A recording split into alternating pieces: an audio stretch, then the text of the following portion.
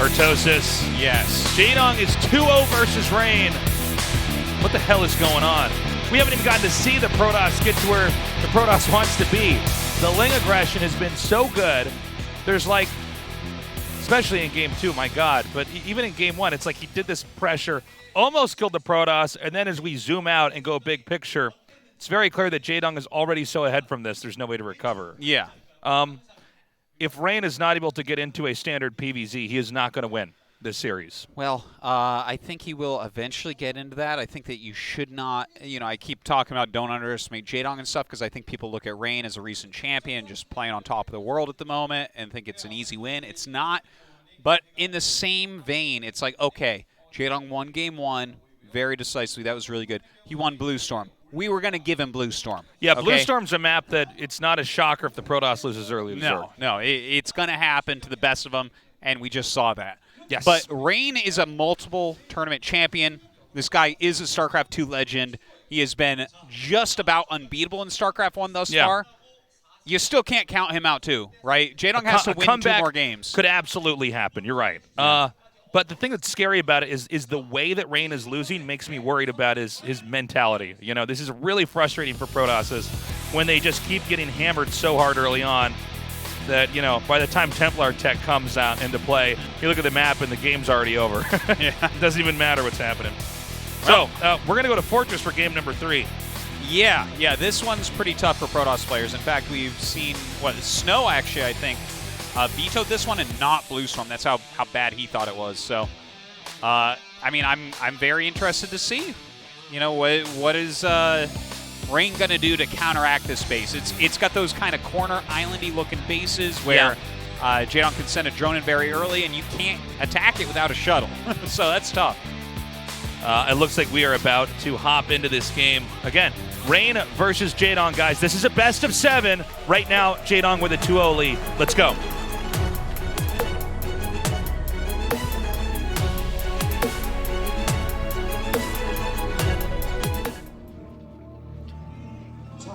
So in the top center, got Rain. Center right, Jaedong scouting right towards Rain, so we'll find him right off the bat.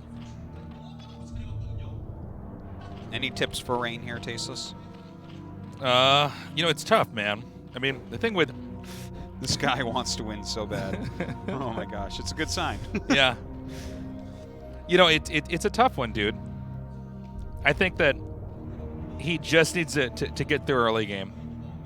One thing that's kind of funny about Jaedong is I don't see any other Zerg in the world that seems to have these types of busts down so perfectly. It's very different from what we've seen from Shine, because a lot of you guys might point to Shine and say, well, isn't he kind of a crazy Zerg? Yes, but in a very different way. Yeah, he sort of always plays around a normal opening and can find the hole in the way that you're playing. And he sort of, it's like a strategic outmaneuver that he gets. I feel like Shine is completely unorthodox, and yes. then Jaedong is like an all-encompassing understanding. Yeah, well, it's like you watch how he calculates these attacks with the Hydras and the Lings, how he knows when to pull back, when to hide what. Like when he was moving 2 Hydras up against those cannons, I'm like, well, no, those won't quite finish it, and then they finish it. Yeah. And I'm like, oh, of course, you're Jaedong. Like, yeah. Why do I even He spent so much time just practicing taking out these cannons. He knows it just perfectly. It's really interesting because it's such an incredible way to abuse the Protoss early on. Probes are actually pretty good at harassing. They're incredible units. But, when Lings and Hydras are out, Zealots are just nowhere near as good if the Hydras have speed. Cannons are powerful against them, but a cannon is just a structure, And if you can deny the cannon and they have to start remaking that, that's where the pressure becomes too built up. And a lot of times the Protoss just loses. Now, we saw a pylon planted over there to deny the hatchery from being placed. So Rain is taking this game and really trying to seize control of it. And I like this. He's delayed the hatchery. He knows that Lings are going to be coming out. He's got 2 cannons coming down here. 2 cannons basically always says, I don't want to lose to anything early on. Mm-hmm. And I don't think he's going to lose anything early on this game. I think that this is going to finally get into a longer type scenario. especially considering how far away that third drone has gone. It looks like Jaedong wants to make his third hatchery down there at the natural at the bottom. You know, I wonder what it is about this map specifically, because I understand, obviously, the Terran matchups and what's good and bad here, but why does Zerg like this map so much against Protoss, and Protoss dislikes it so much against Zerg? Is it how wide open everything is, or are those corner bases I think it's a big couple deal? things. I think it's the corner bases are a factor. I think it's that it is wide open, though. There's a lot of locations you can drop. It just seems like there's a lot of ways that the map is shaped that make a Protoss insecure early.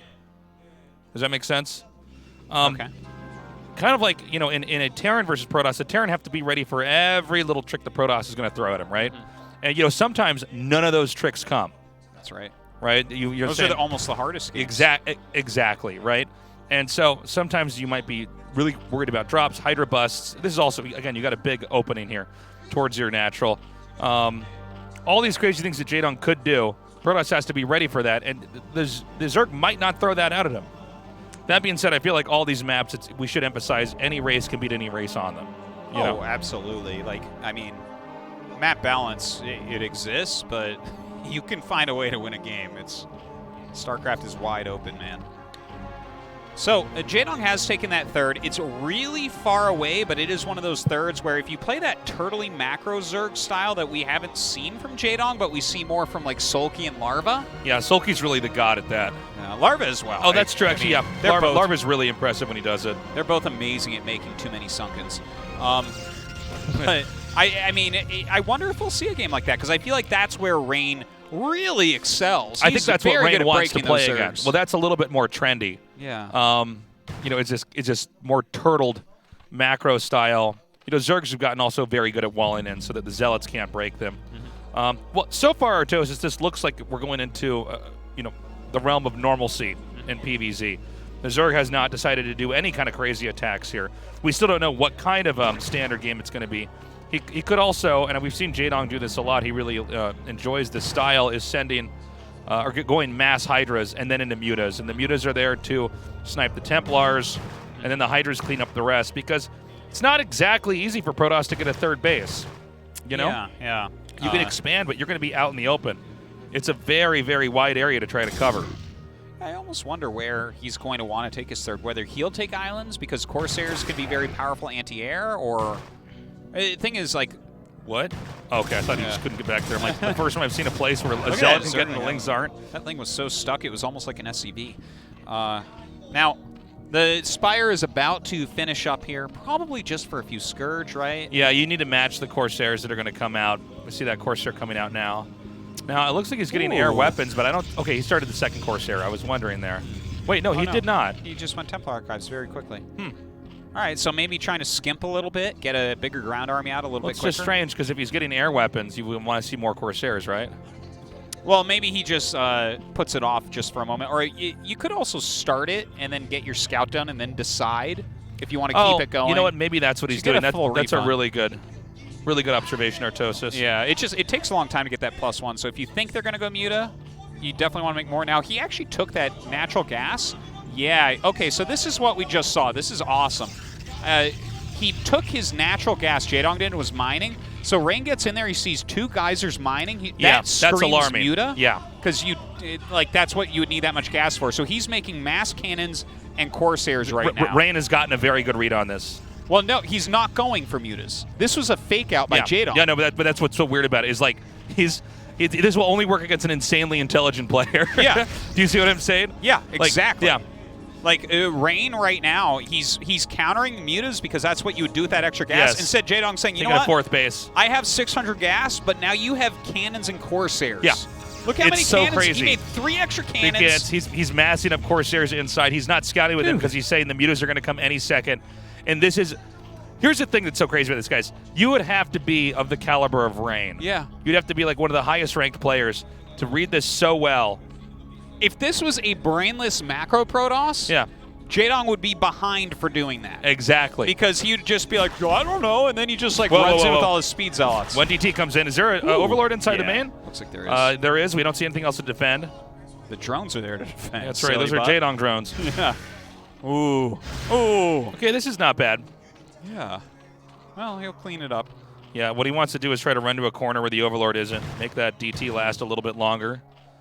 This is, again, a large main where you can hide a lot of stuff. Now, Protoss is not going to necessarily lose because of this, but I think Jaedong got a lot of momentum because of this. He's actually even making another cannon, so he is not completely up to speed on what Jaedong is up to still. Jaedong, though, has taken his 4th base. He's got evolution chambers. He's, like, really, he's getting everything going. There is a big Corsair count that doesn't, like you said, Taste, this doesn't mean that he loses the game. But, I mean, without any doubt, I look at this and say that I like Jaedong's spot very well. Yeah. Now, keep in mind, these Corsairs are eventually going to be out on the map and could start to, if Protoss wins a big fight somewhere, like whether it's air or ground, the Corsairs can locate where the bulk of the Overlords are. You can end up blocking the Zerg completely out of production because they'll lose so many Overlords. By the way, I'm sorry, are these Zealots actually going to run in there? Yeah, he can't. The This is just too to good. make him make more attacking units. Yeah. By the way, I really like that Rain is kind of rolling with this position. He's got a strong Corsair fleet, so he's going to take one of those island bases because it's going to be really hard for Jaedong to attack that. Eventually, he'll be able to, like late game Hive, you do a drop with a Defiler in there, that base is going to go down. But for now, it looks good. Okay, now, a lesser Protoss would have committed to that. Everything with the structures set up outside the Zerg's base is really intentional. I actually really like that. We say that a lot when we're like a lesser Protoss Terran Zerg or something. It's true, something though. that gave me a great idea. It's like lesser Terran. Lesser Terran, lesser Protoss. I just make bad decisions all game long. It's like, yeah, I mean, that's what you expect. Oh my God, this Scourge surround is pretty insane.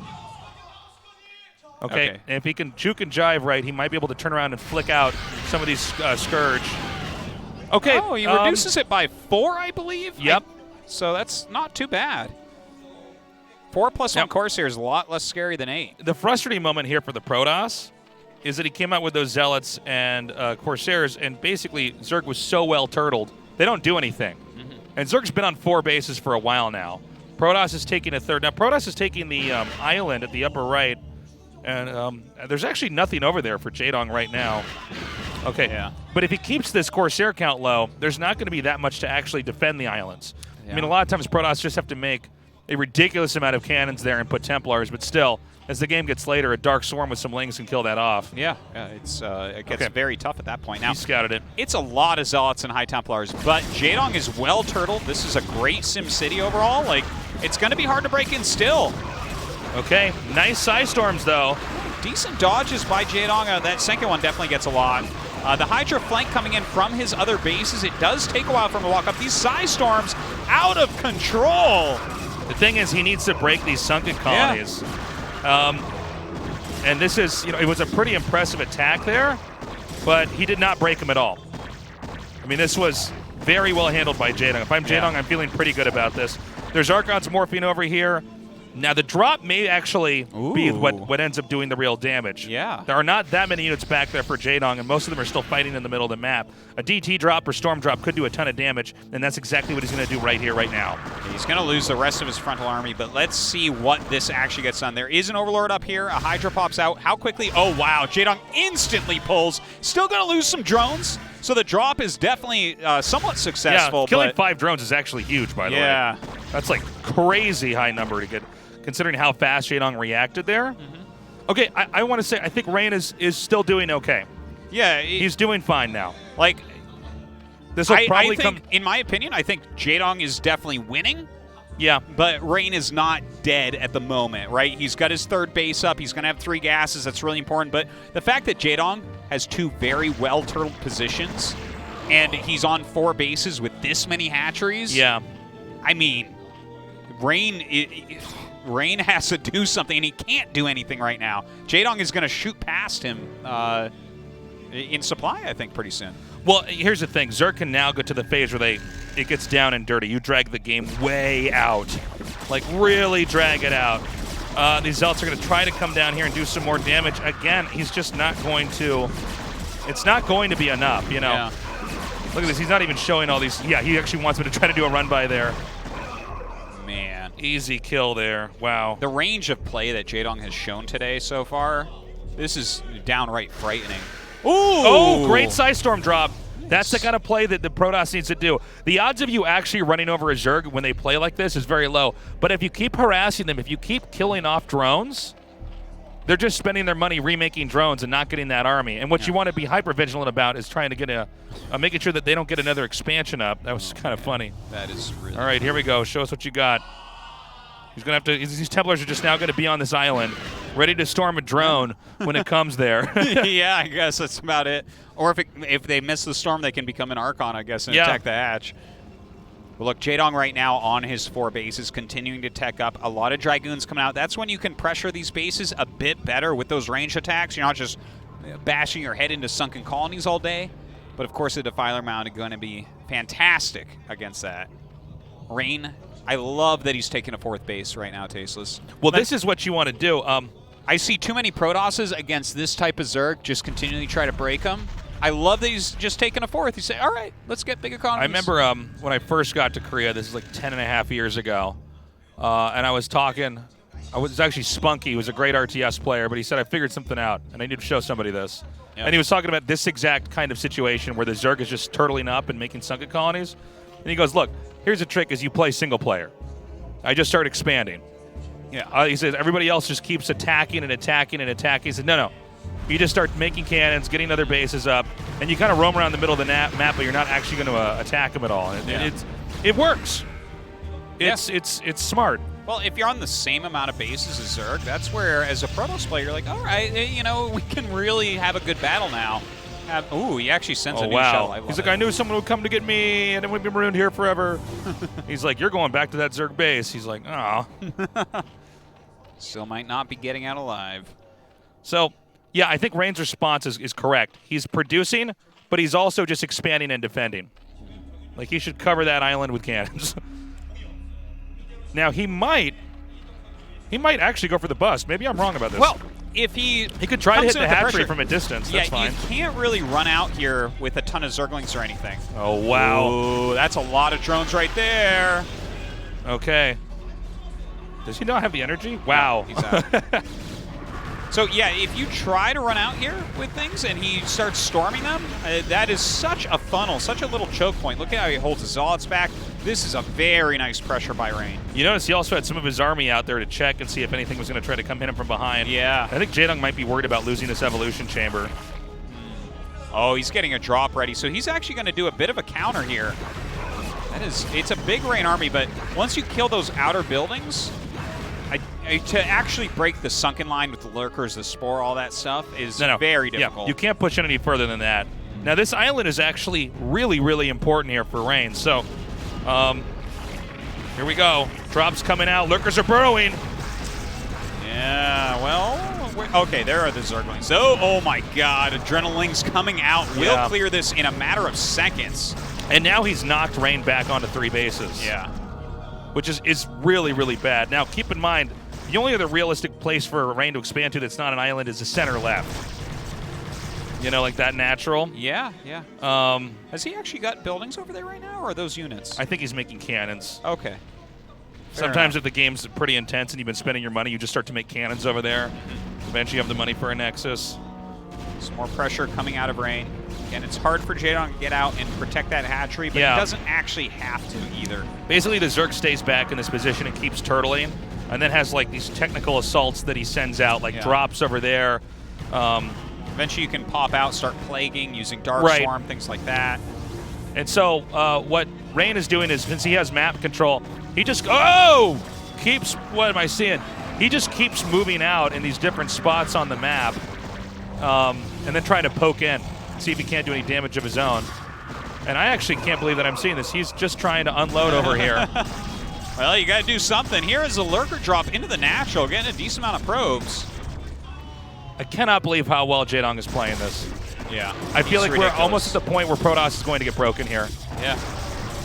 There's not a whole lot left. I mean, he's somehow elevated this giant army into here, but it's not going to last. He's going to get rid of the Observer, get rid of the shuttle. He's got lurkers in there for defense at this point. I think, Rain is so close to falling apart. He's got one base that he's mining from. The main is basically dried up. The natural, as he's mined a lot out of, but... Yeah. This attack here, Tasteless, is a call for help. Yes. That's what this is, okay? Okay, but will he actually be able to get in? Again, there are Nidus networks over here. Yeah. And yeah, you can see with the Lings unloading from the Nidus network, it's just very easy for Jaedong to transfer these units over here. Dark Swarm's going down. Rain is trying his best. Dragoon's not going to be able to do very much there. This Dirtling flank comes in. Whenever you get flanked against a He might say GG here. Yeah. There's a high chance of it. He just tried basically everything that he possibly could do. And Protoss' supply is now at 89. Ooh. By the way, the center left base was denied. Oh, man. And Jaedong has even taken a 5th now in that bottom right as well. So sick.